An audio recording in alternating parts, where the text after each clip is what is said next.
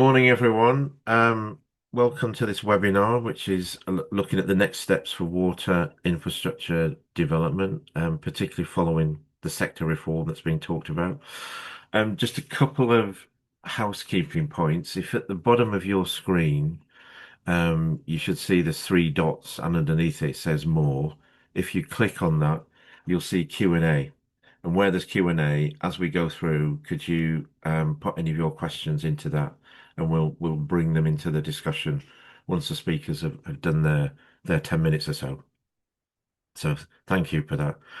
Yeah, very briefly, the aim of today is to look at, you know, the impact of a single regulator. What does that mean in terms of as we move forward? What does it mean for infrastructure? What does it mean for policy? Um, how is everything going to be streamlined in terms of the projects, particularly in relation to water resources, but not only, but all large infrastructure projects in the sector? Um, and what does all this mean in terms of asset health, and in terms of also what standards we need to think about? What are the core standards we need to operate to, which I think is really important, particularly in relation to climate change, but not obviously not exclusively. That's the core. And I'm Paul Horton. I'm CEO at Future Water Association, acting as a sort of compare stroke chair for this morning. Um, we've got Merrick Goff, who's Managing Director at Water Resources Southeast, Matt Humphreys, who's Head of Asset Management at Anglian Water, John Chappell's Deputy Director at Water and PR24 Delivery from Water UK, and Amy Coulthard is Head of Policy at Wessex Water. And what will happen is each will say 5 or 10 minutes around their thoughts. They'll introduce themselves, and then when we get to that point where there's Q&A, I'll start to bring people in. So please do use the Q&A functions as you go through. Right. So without any further ado, I'd like to ask Merrick Goff to do your 10 minutes, as it were. Merrick, over to you. Okay, thank you, Paul, and good morning, everyone. My name is Mark Goff from WSE. I've been in the industry now. Well, I joined in '92 and I had certainly a lot less grey hairs and possibly even some more hair than I have now.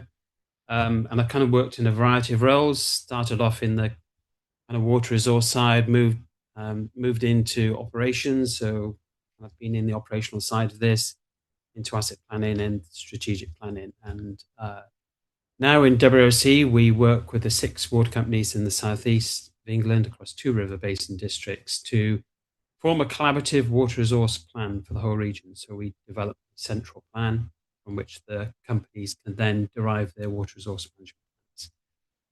So that's a bit of my background. I thought I'd just take you through a few slides. I won't read every single thing out, but I just try to touch on some of the points and hopefully tee up a bit of a conversation later on, Paul, as well, kind of some of the reflections. So we can move to the next slide. It has to be recognised that I joined the industry literally just after it was privatised. We're still finding our feet then with the kind of regimes, but this is a significant shake-up for the industry. What's coming through in terms of the findings from the Independent Water Commission, the Water White Paper, and hopefully we'll see how this transpires now with the transition plan, which I hope will be published sometime fairly soon. Within it, we had the legislative reforms, regulatory changes, governance improvements, infrastructure and resilience and innovation are prioritized and kind of focus on some of those and implementations of plans to help coordinate delivery. So quite significant proposals through um, that whole bill that came through and the findings. So for me, I'm just going to focus on three particular things. So just on to the next slide. Thank you. So I would like to look at kind of creating that single water regulator. Before we've seen how the regulators behave, the trade-offs they've had to come up with, and sometimes that conflicts between regulations and companies are left with what's the best way to plan through this and try and focus on the future. So creating a single water regulator, the pros and cons, talk around some of that streamlining of the planning process, and the introduction of regional planning. At the moment, regional planning is really focused just on water resource elements of this currently. The proposals are something much more comprehensive. And what do some of those policy proposals mean for infrastructure development? And we've seen quite a lot happen in this space, and the plans that have just been developed have quite some significant amounts of infrastructure development. And that is, it's not just a planning problem, it's also how you then get those plans through the planning system to give you permissions to build. And then, of course, it cascades into the supply chain and being able to deliver this increase in infrastructure that will be acquired for the future. So those are the kind of three areas I'll really touch on. So if we can go to the next slide, please. So in the report, it was very clear that there was a case for the single regulator. It's I think where we had got to was that there had been a period where the regulators, in the beginning of the privatization, there were quite clear duties on them.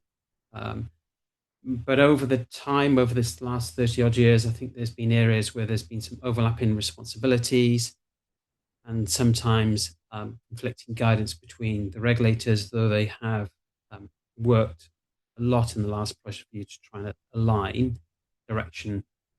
That was certainly the case in some areas, which meant that you kind of had that bit of fragmented oversight.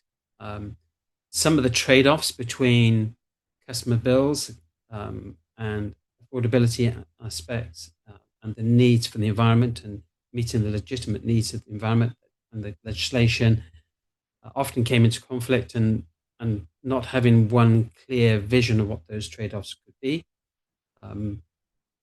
just meant that some of the systems weren't as efficient as possibly as they could be.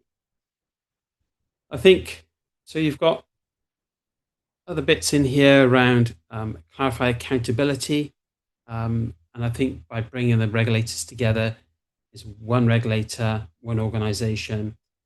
The trade-off decisions will still have to be made, but I think it's very clear that a direction or a clearer direction can then come from that one regulator and what's required.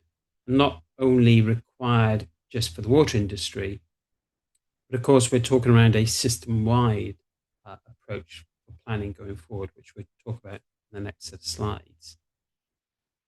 And just like the industry, we'll have to look at how we're going to rebuild trust. I think there's also rebuilding trust within the regulatory system as well. And I think that's important. So for me, I think the case for that kind of regulator was there. What I think is going to be challenging going forward is, and I saw this when the National Rivers Authority was merged with other pollution inspectorate, was actually how the kind of regulatory cultures then merge together, how quickly they come together, and we get into that kind of coherent one regulator approach with clear directions, setting out a set of requirements, both in the short term, 5, 10, but also in the longer term, the 25 years, which will, I think, then help to align planning systems and future investments. So kind of getting that good focus gives investment asset planning the clearer direction, and then we have a much better balanced system going forward with some very open and transparent trade-offs that will have to be put forward. But at least we understand what those trade-offs will be. So if we can go to the next slide, please, in terms of streamlining planning. I think one of the things I have noticed over the last 30 years is, I remember when we did the first sets of business plans that were sufficient to generate all the investment required within the water companies. And since then, the number of plans that are created every 5 years, I think, is a a small army of people, not only to write them, but then employ another small army of people to read them, and they become increasingly more complicated as we've gone through the process. And I think that reduces stakeholder involvement in some of these aspects. And so we end up writing a series of 9 plans, and they seem just to be increasing. And I think it doesn't help. I think although we publish more information and more data, I'm not sure we get a lot more information from it. So I think streamlining the process will help. I think this introduction of a tiered approach, so a clear cascade coming from national down to regional, and then regional down to the delivery organizations, I hope will help the planning systems go forward and the direction of the plans. And I think there'll be a very clear cascade of goals coming through. My one question when we get down to the regional level, just from my own experience by deriving a central kind of water resource plan in the southeast, was how much the regions can then add to, enhance, or the national goals at a regional level. And I think that has to be thought of quite clearly and carefully. I'm not saying that regions should override the kind of government ambition, but I do think there are some aspects in the regional level that should be able to be reflected at that kind of regional level for the specific areas that you want to look at. So being able to strengthen some of that approaches would be good, but also strengthen the standardization and approach for regional planning, which means that when we do this, we'll be able to streamline the plan system so we can look to condense these plans down to a water supply plan and the environment plan. Hopefully that will make it much easier and clearer for people to understand.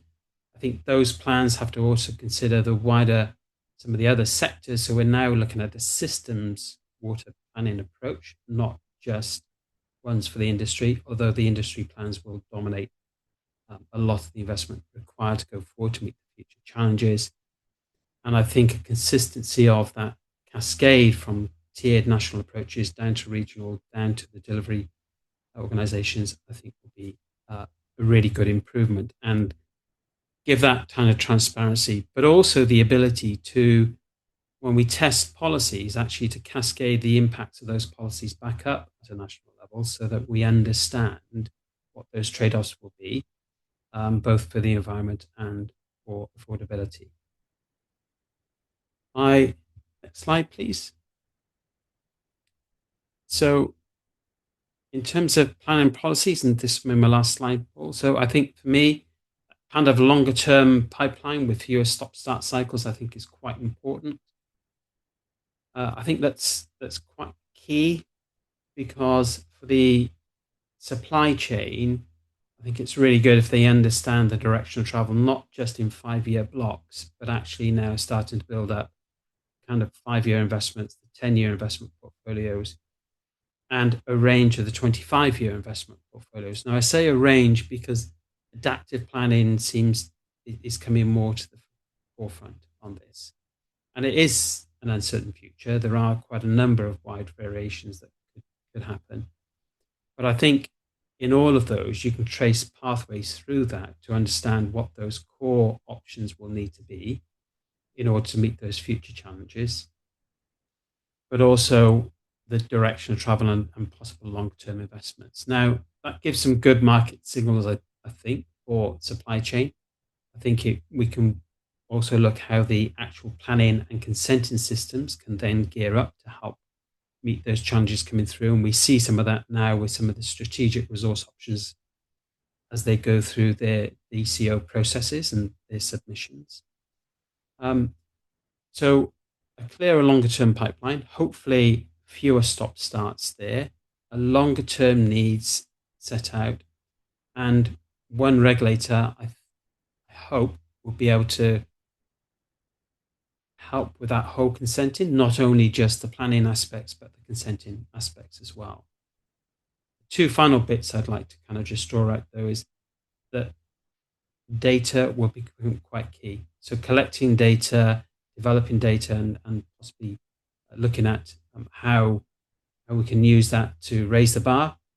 So it's more of an evidence base would be quite important as we go forward, not only on the wastewater side, but also on the water side.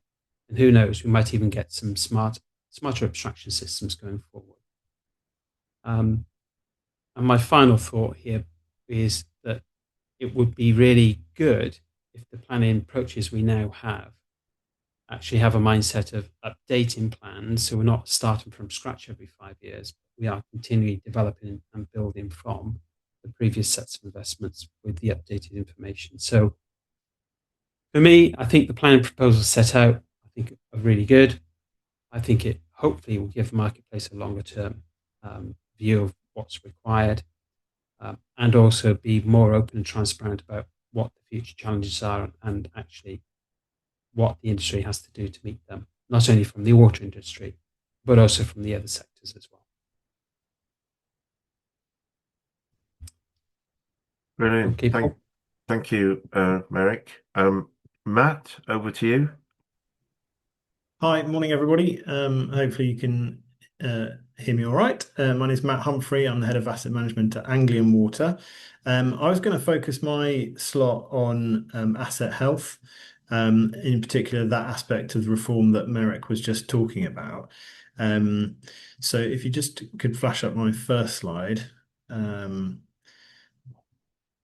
hopefully, yeah, skip past that one. I just pulled out here kind of a handful of really key important reforms that you can read for yourself if you want to have a go through the white paper. A lot of these build on the kind of Independent Water Commission report from last summer. And it's really pleasing actually to see that a lot of the really important reforms have survived that kind of journey from the Independent Water Commission through into now government policy. Some of these things are possibly kind of deliberately a little bit thin on detail. And in the second half of my presentation, I'll just come on to a suggestion we have for how some of that detail might be fleshed out a little bit, specifically in the asset health space. But when you add all these things up together, they do amount to a really, really significant change. Like Merrick was just talking about, I think some people are reflecting that the change we're about to see is probably about similar magnitude to the change that we saw at privatization. It really is that big in terms of how the industry is shifting. So important that we all pay attention to it. So Merrick's already talked about integrated long-term planning, maybe sort of merging some of those familiar acronyms that we often hear people talk about, the Water Resource Management Plan, Drainage and Wastewater Management Plan, things like that, which on the whole in the past have focused on enhancement in terms of adding new assets to the system. But what's really encouraging here is to read about reforms that would then include the health of the existing asset base, which, let's face it, is 90% of the assets already there, integrated into that long-term sort of 5, 10, and 25-year view of the future, which is a very important thing for us in a context of an aging asset base. Second one that's made it through from the Independent Water Commission into the white paper is the removal of the QAA. So some people on the call will be going, what's a QAA? It stands for Quality Ambition Assessment. And essentially, there was a version of this at PR24. There was another version of it back at PR19. Essentially acts as a kind of disincentive. This was the observation of the Cunliffe Commission, that it acts as a disincentive for companies to reveal the true cost of maintaining their asset base, and essentially to kind of converge on an agreed level of maintenance that's sort of where we've ended up across the industry, rather than doing a more of a bottom-up view. So taking that test away, the QAA incentives being removed, is a really positive thing for us in terms of being able to fully reveal the true cost of maintaining the asset base using forward-looking risk assessments.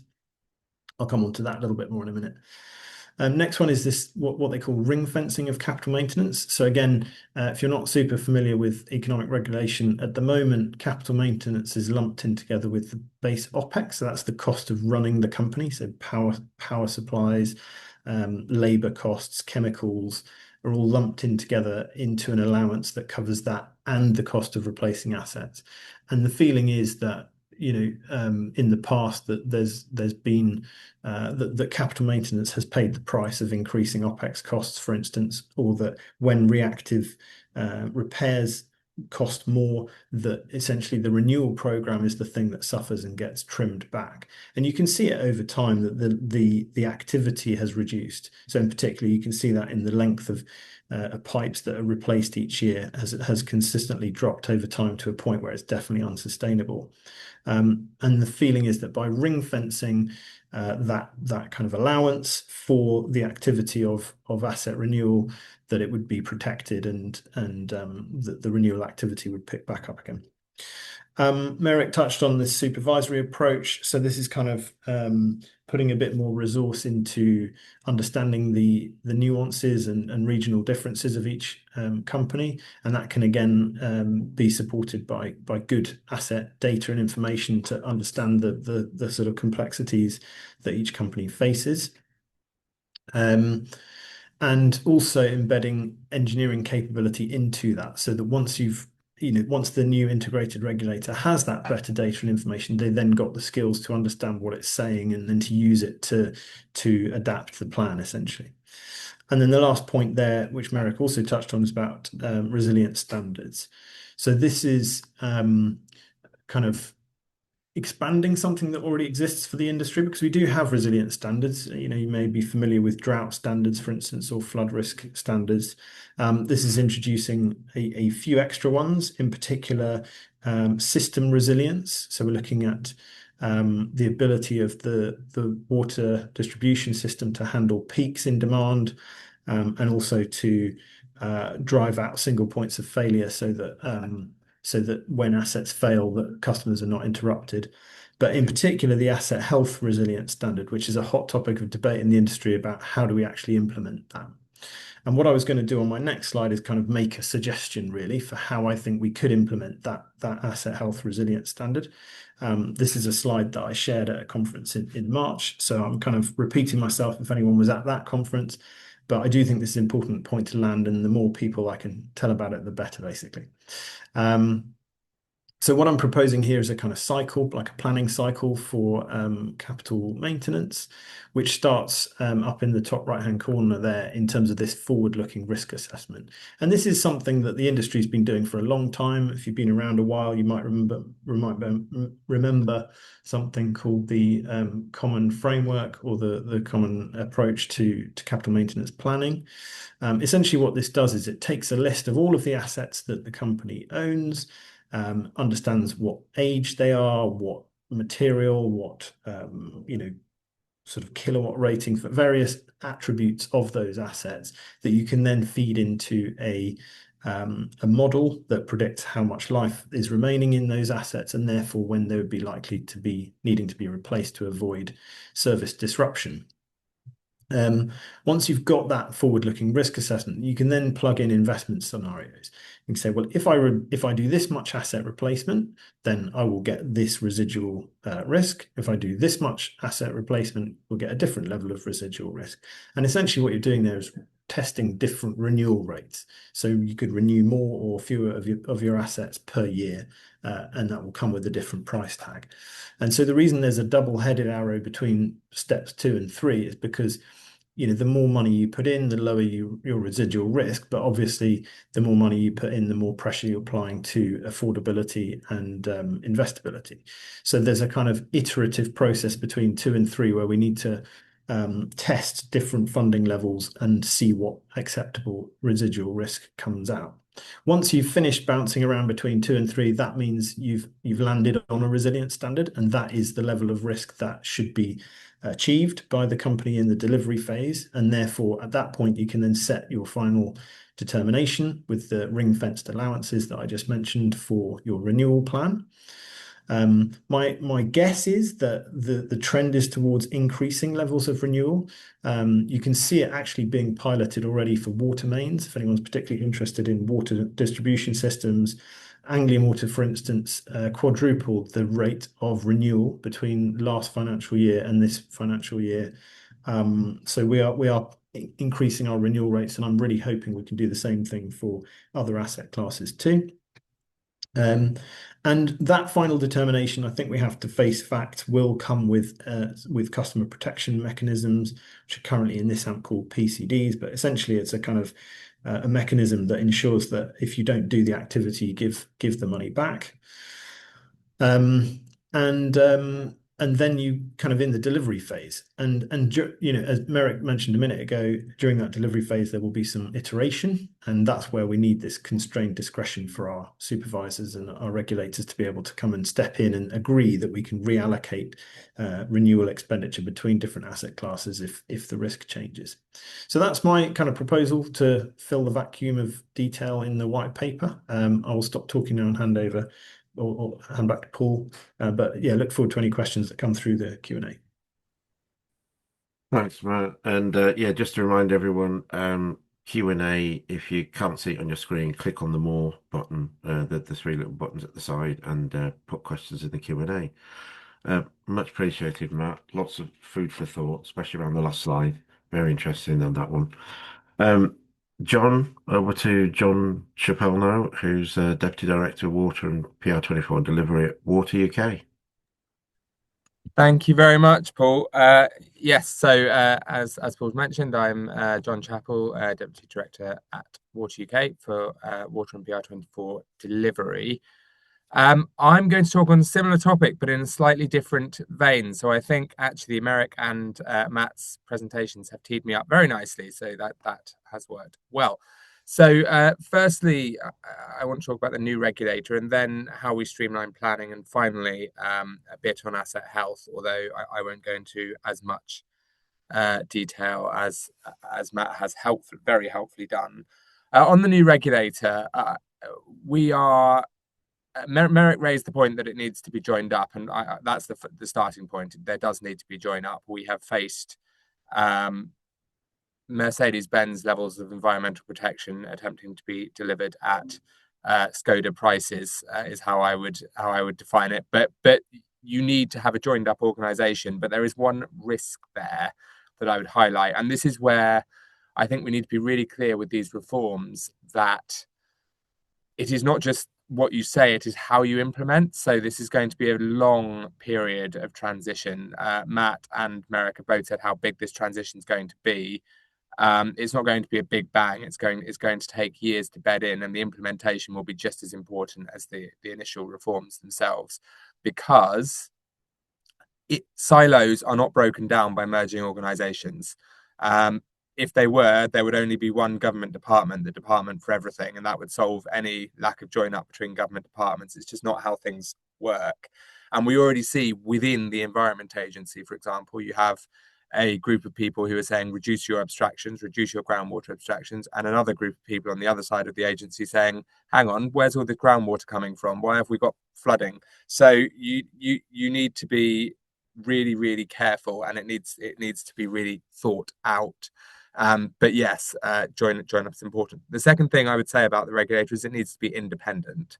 There is some talk about the statutory footing of the regulator.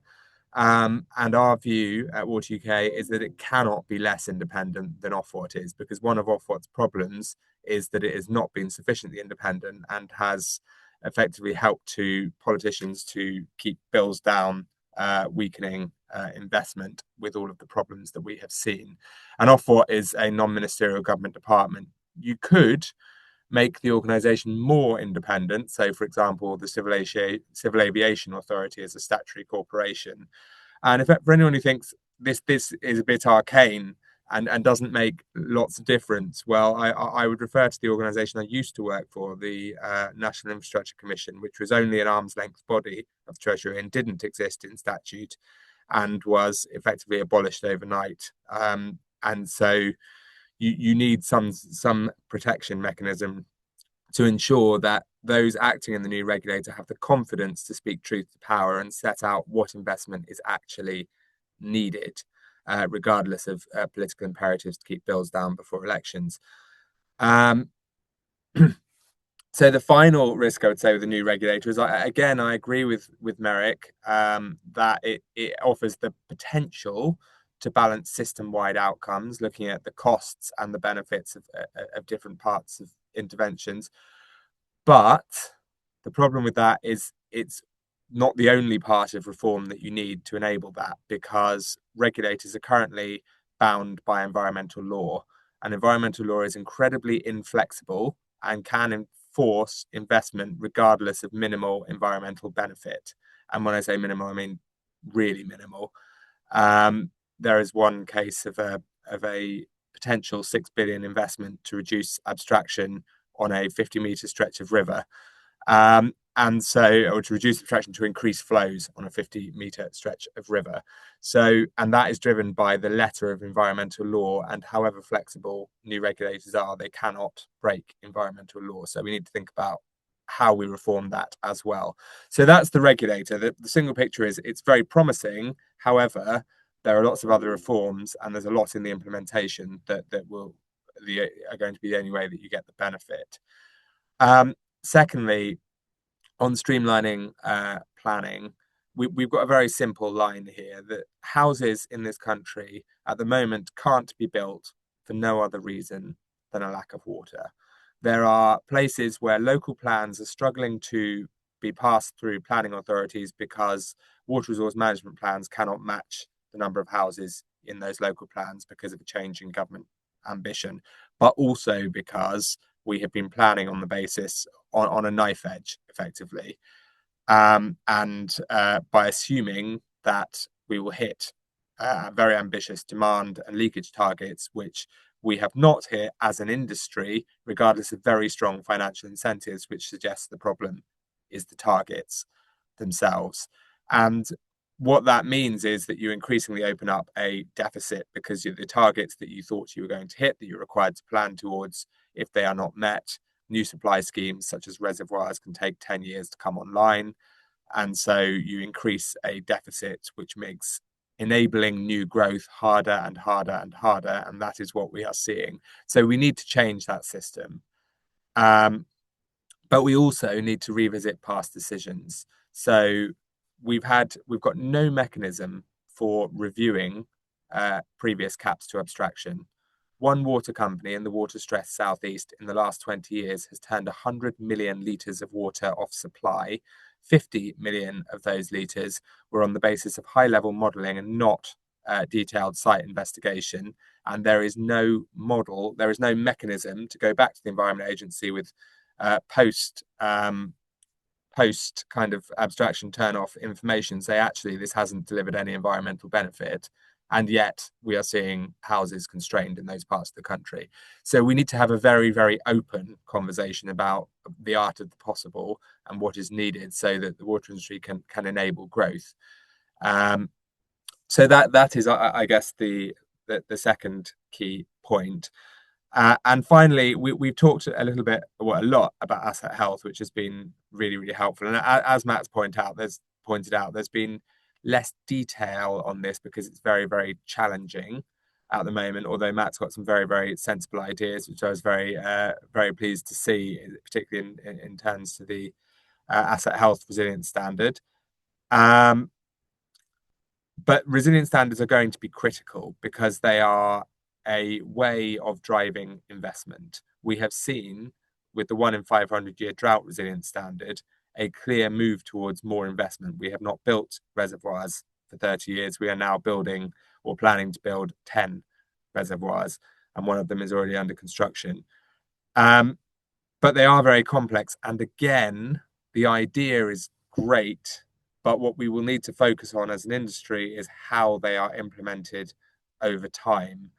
And that is because there are lots of different balancing factors at play. Firstly, the industry will need to gather the data to work out what are the costs of different levels of standard, and then politicians will need to make a choice about what the right standard is, because it is a political choice. It is not for those who don't have a democratic mandate, whether that be regulators or water companies, to be forced to make that choice by default, which is what happens when you don't have resilient standards, by the way. You get an underlying level of resilience that is only revealed when there is a crisis. So this is really critical, but it also it also needs to be a standard that you can invest towards. So it needs to be measurable, and you need to be able to say, if you do not enable this investment, regulator, our company will not meet this resilience standard by this point. So it's a very, very tricky thing to balance out. But those, I guess, are my 3 key points. And my key takeaway is that reform is really, the direction of travel is really promising, but there is a lot left on the table in the delivery. Thank you very much. Thank you, John. The devil's always in the detail, as we learn over time, don't we? Brilliant. Thank you very much. Amy, who's Amy Coulthard, Head of Policy at Wessex Water. Over to you. Hi, Paul. Thank you. I have a few slides to share, but I'll keep it brief and try not to go over ground that's already been covered.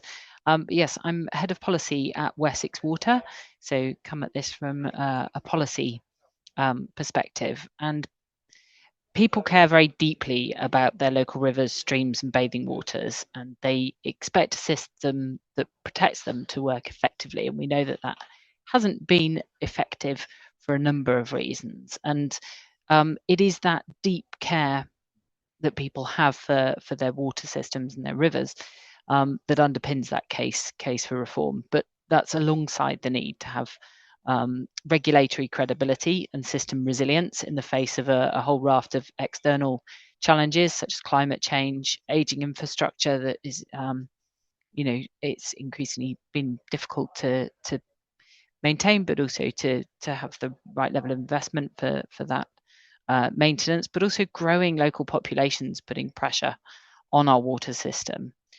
So there is a real need for this change that's coming with the reforms that will be coming in. And Wessex Water has a very diverse, sensitive and unique region. We serve rural and urban communities, and water quality, economic growth, public health are all intrinsically linked. But that diversity brings a degree of complexity with it. And the future regulation that's coming has to be capable of dealing with those cumulative pressures that I've just described, as well as delivering outcomes. And it can't be just focused on individual assets and outputs. So I know the focus of today is infrastructure, but I just want to talk about the fact that we need this, very much need this systems approach. And Wessex has long been advocating for outcome-based environmental regulation as part of that systems approach. And the proposals in the Water White Paper represent a significant moment of change, but there's no one single bullet, and reform is going to mean simultaneous structural, cultural and operational change. And the water sector is going to need to respond to new oversight mechanisms, a requirement for much greater transparency and closer links between environment, health and planning, as well as potentially stronger enforcement expectations. So there's a lot that's going to need to be taken account of. And there are a number of sort of key aspects that policymakers have been focusing on. So there's the new integrated regulator, which my fellow panelists have already spoken about, and the regional approach to water system planning, which also has been covered by fellow panelists. Thank you, Merrick, for a focus on that. But I do want to talk a little bit about that in a moment, along with the supervisory approach. And then obviously there's the new approach to asset health. Next slide, please. So just on this regional planning approach, I just wanted to just cover the sort of key points of why we need a new approach to water system planning and the purpose of the regional planning aspect of that. And, as you're all probably very aware, the Cunliffe report highlighted the need to address this missing middle, but also bring together a system-wide view of the challenges and opportunities within water systems and within catchments. And, the regional planning is also being brought in to support coherent and cross-sector planning. So the issues facing the water system and the issues that the public are quite rightly focused on are not going to be solved by the water industry alone. A cross-sector approach is needed to resolve some of those issues. And the other purposes of regional planning were around actually identifying lower cost, high impact solutions, which includes nature-based solutions alongside traditional assets and grey infrastructure. But also that streamlining of planning, reducing bureaucracy and delivering better value for money. Next slide, please. So, you know, in terms of moving to a new regulatory approach, a new approach to planning, what Wessex is hoping for, Wessex Water is hoping for, is that we will be able to use all the solutions at our disposal to make the water system more resilient and for the water environment to be significantly improved. Next slide, please.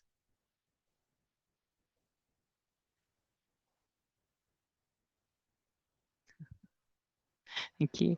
So what Wessex Water has been advocating for the regional planner is for the regional planner to really focus on translating national targets to regional outcome-based targets, to apportion those targets to catchments and polluters across multiple sectors. So incorporating transport and agriculture in particular. And to then find ways of finding the most efficient set of solutions to deliver the outcomes that are necessary, and to then measure, monitor and incentivize. And this is another area where regional planners could really streamline things in terms of bringing together multiple data across a region and make that more efficient. Next slide, please. Actually, just before I move on to the next slide, just to say that the regional planning, we are establishing a Southwest partnership around this at the moment, and we'll be piloting this approach going forwards. So there'll be a bit more to say on that, hopefully over the coming months. And I think that's an important point, is that we are in a time of great uncertainty and transition, but the direction of travel is becoming clearer, and we just need to start moving with some of these things and getting on with them. Next slide, please.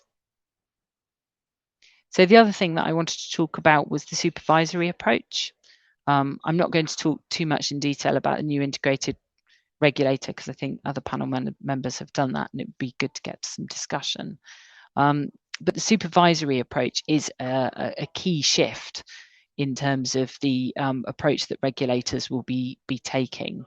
And we feel that there are three core principles that the supervisory approach should look to adhere to. And that is, first of all, to be holistic. So for supervisory teams to actually take that single coherent view of individual water companies, and for that to be across regulatory domains. At the moment, there's an awful lot of providing information, working with separate regulators, and a lot of duplication that goes on. And this is an area where we think that there'll need to be a lot more transparency. So there would be a requirement for a lot more data to be provided to the supervisory teams as they're coming in. The other principle is that we think that the supervisory approach should take a risk-based approach, and prioritizing the most material risks and harms, and then flexing the intensity of that supervision according to individual companies' circumstances and where they are in that risk-based approach. And fundamentally, a supervisory approach should be preventative. It should be aiming to work with water companies to prevent failure and build trust, dialogue and transparency, to enable good quality conversations to happen around issues before they become problematic going forwards. And ultimately, all of this needs to be aligned with a national water strategy. So a clear strategy around actually what needs to be delivered. And it's that clear strategy and the building of trust, transparency and strong relationships with water companies that I think are going to be needed if we're going to manage all the various different trade-offs that are going to need to be looked at going forwards, because, you know, a national water strategy is going to need to overcome a lot of competing priorities. And I think you've heard that from other panelists already about some of the challenges of managing those competing approaches. So I think that's the end of my slides now. So I think from our perspective, the critical issue now is how these reforms are sequenced and resourced, and how we maintain that continuity of regulatory oversight during the transition period.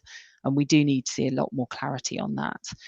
So we're looking forward to the transition plan later this year, and when that comes out, getting a little bit more clarity to enable us to move forwards.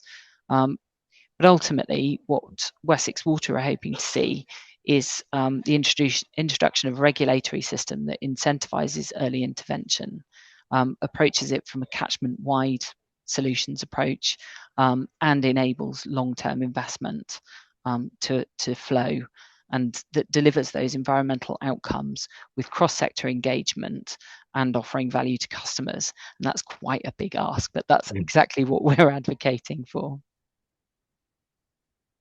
Amy, thank you so much. That's great. I'm pleased you brought systems thinking in, because we've got these balancing acts to do, haven't we? Where there's the number of spills going into a river, so I put my logical head on, does it make sense? We need to know what the environmental impact is, and we need to do more monitoring and think about this in a systems way.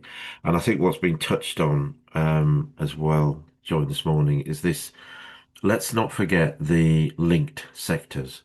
We need energy. So what happened? Where are the energy substations in this mix? Where are all the things that mean the sectors overlap and integrate? Telecoms is in that space with us, etc. All of that within what the new regulator needs to look at. The supply chain, the visibility for the supply chain. I'm really pleased as someone that runs a supply chain body that was mentioned. It's absolutely critical. How and where and why you spend the money, I think, is critical as well. And that whole point about independence was very, very well made. It definitely needs to be independent. And will there be some sort of regional planning within this space? I'll just throw those out as a few thoughts. And Amy mentioned the water strategy. One thing that we as an organisation were looking for was what that vision for the sector is all about. And that, I think, was a potential missed opportunity in the whole Cunliffe process and the white paper. But let's see. This is all part of moving forward, and that's what is the critical thing for us all in what's a major change. A couple of questions have come through, so I'm going to throw those back out to the panel. But obviously, one of the things mentioned in the white paper was the integration of in essence, bringing back a chief engineer that did exist within Ofwat or pre 2010. But what does that mean? So it won't just be a chief engineer. It will be bringing engineering thinking back into that regulatory process. So throwing something out to the panel, does that change the strategic planning, not just from an engineering viewpoint, but strategic planning across what happens in the sector going forward, where against the standards that John mentioned, will it bring in the systems thinking approach, but will it increase that health and resilience aspect in terms of strategic planning? So that's the question. Who's going to go first? I'll have a go, and then let's go from there. So I think bringing a kind of chief engineering role back into this is a welcomed approach. I think for too long we keep focusing on short term, and possibly not enough in terms of the longer term. And Matt, you talked around with things Anglian were doing, increasing the renewables for pipes, etc. You need to have that kind of longer term vision on some of these things and go down a pathway, because we have got a massive asset base and it's going to be the biggest part that just keeps renewing for. And I think having that capability there, I remember the times when we had the old auditors, checking and looking at things, it just gave confidence then as well that you understood when these things had to be replaced, you understood that long term, and you could then work it in with your longer term enhancement plans and get to a more fully integrated approach, as opposed to the kind of this short term, what do we just need to do right here and now. So I think that introduction is a really fantastic way forward. Yeah, Matt, Amy, do you want to add anything to that? I mean, just briefly, I think my observation is that a lot of the people who implement strategic planning frameworks like drainage and wastewater management plans and water resource management plans are highly skilled at dealing with certain resilience issues relating to abstraction, reductions, growth, population changes, that sort of thing. But I don't think that their comfort zone is survival curves, remaining asset life, etc., etc. And I do think that there needs to be some more, introduction of that thinking and capability to go in hand with strategic planning for water resources, for instance.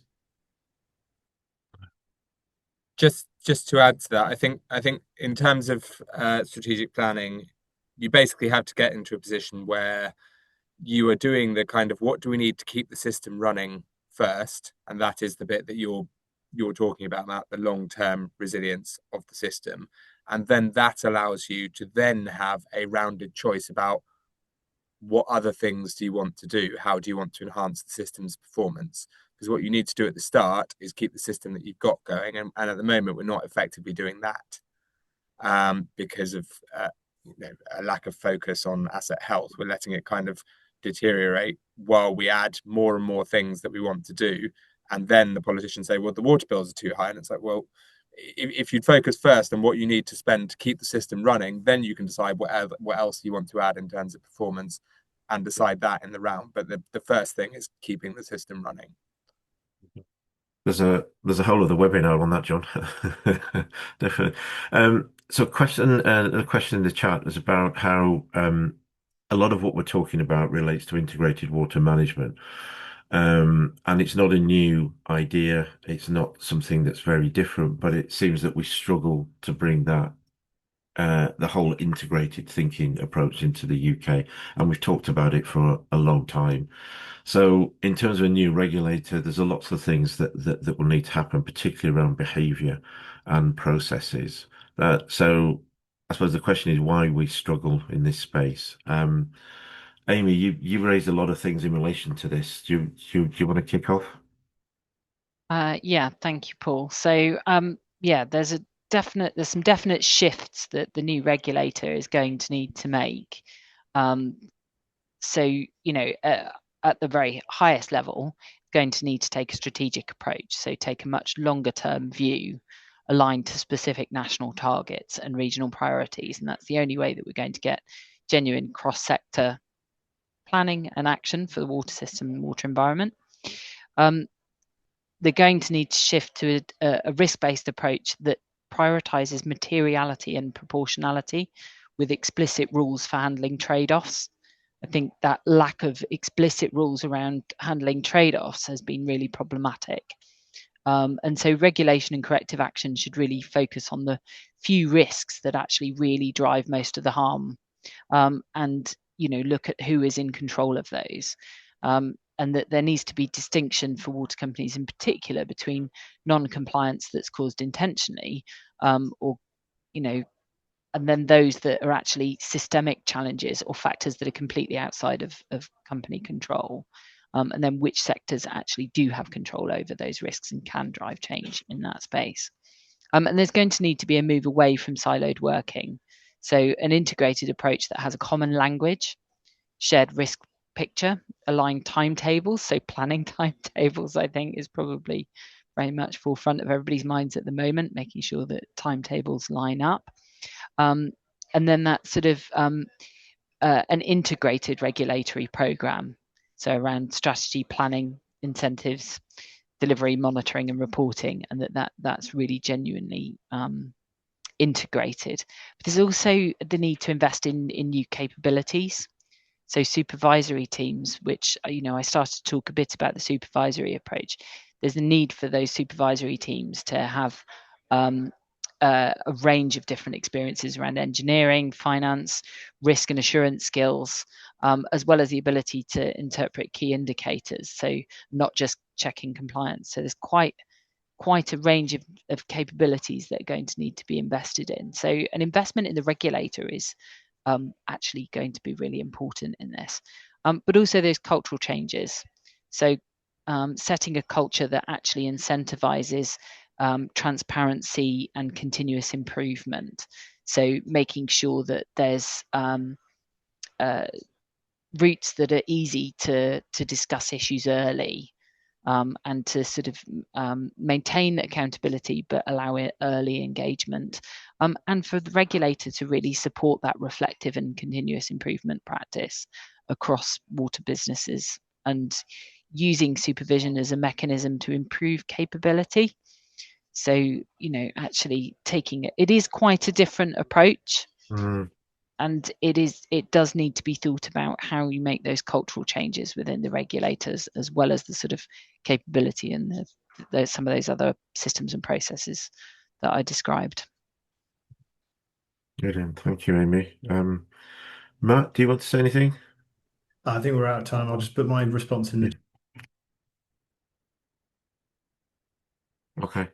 I think well, probably just want to say thank you then to everyone.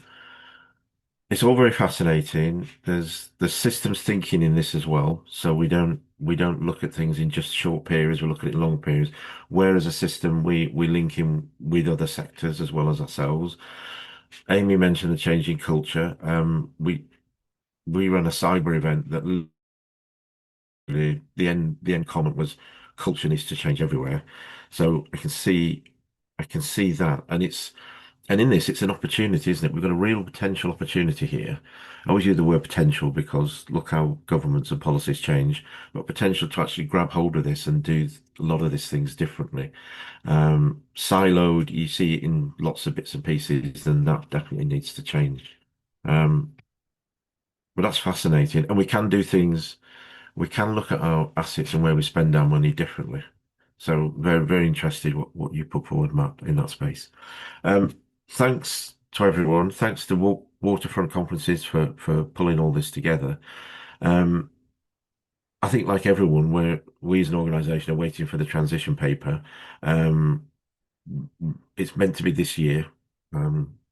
Etc. So I think that will have more of the detail, and that will link us to the proof of the pudding as well. And as John said, though, we need to ensure that we do all this right and don't just spend a lot of money and achieve very little. It's about where we go and what's the important thing. And I don't want to quote you incorrectly, John, but you almost said, let's focus on keeping the lights on and then seeing where we go from there. We sometimes try and do lots of things that bolt onto things rather than actually where does all this go? Where's the structure, strategy, the vision, the exciting times, I think. Exciting times because a real opportunity to do things differently. So brilliant. Thank you, everyone. Thank you so much to our speakers. We had Merrick Goff, who's Managing Director at Water Resources South East, Matt Humphrey, Head of Asset Management, Anglian Water, John Schval as Deputy Director at Water and PR24, Water UK, and Amy Coulthard, Head of Policy at Wessex Water. Thank you all so much. Really, really interesting. Thanks, everyone.